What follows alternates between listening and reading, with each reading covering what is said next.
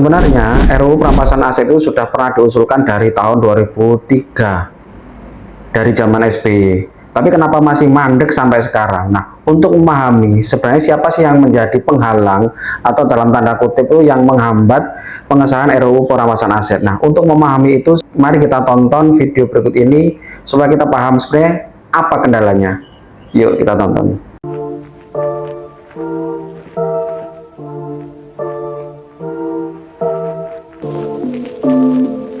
RUU perampasan aset yang ramai diserukan warga Indonesia dari berbagai kalangan ternyata bukan ide baru yang tiba-tiba muncul di era kepemimpinan Prabowo Subianto. RUU ini sudah berlangsung lama, bahkan sejak Indonesia dipimpin oleh Presiden ke-6 RI Susilo Bambang Yudhoyono. Namun hingga kini, kebijakan politik eksekutif pusat itu bak jalan buntu saat tiba di atas meja kerja DPR. Lantas, bagaimana perjalanan rancangan undang-undang ini dari masa ke masa?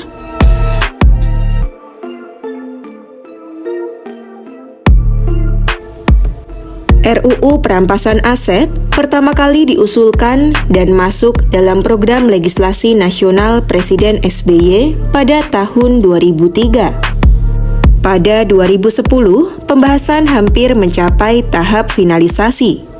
Kemudian 2 tahun setelahnya, pemerintah telah menyusun draft pertama RUU perampasan aset, namun belum ada tindak lanjut.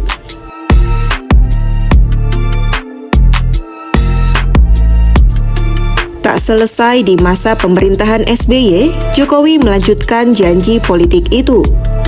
Selama tahun 2015 hingga 2018, RUU perampasan aset masuk dalam prolegnas, namun tak pernah dibahas lantaran tak masuk dalam daftar prioritas.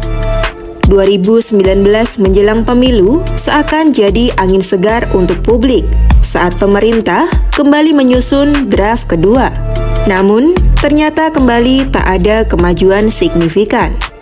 Di bawah komando Mahfud MD sebagai Menko Polhukam 2022, Presiden Jokowi saat itu memerintahkan penyusunan draft ketiga.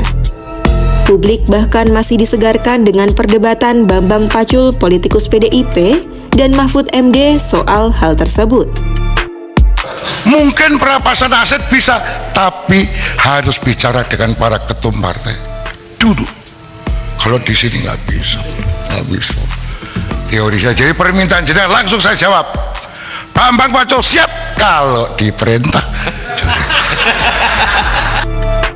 Surat Presiden kepada DPR pun telah dikirimkan untuk membahas RUU perampasan aset pada Mei 2023. Meski ada surpres, DPR lagi-lagi tak kunjung mengindahkan RUU perampasan aset hingga kepemimpinan Jokowi berakhir pada 2024.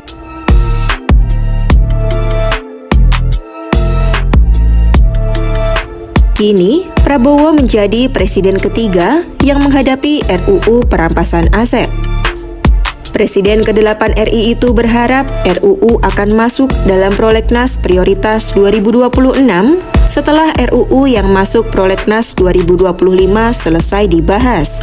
Pada 1 Mei 2025, Prabowo telah menyatakan dukungannya agar RUU segera dibahas oleh pemerintah dan DPR. Usai demo berkepanjangan dan memakan korban pada akhir Agustus 2025, Kepala Negara berjanji untuk melakukan pembahasan RUU tersebut. Janji itu disampaikan Prabowo di depan pimpinan parpol, tokoh lintas agama, dan pimpinan Serikat Buruh pada 1 September.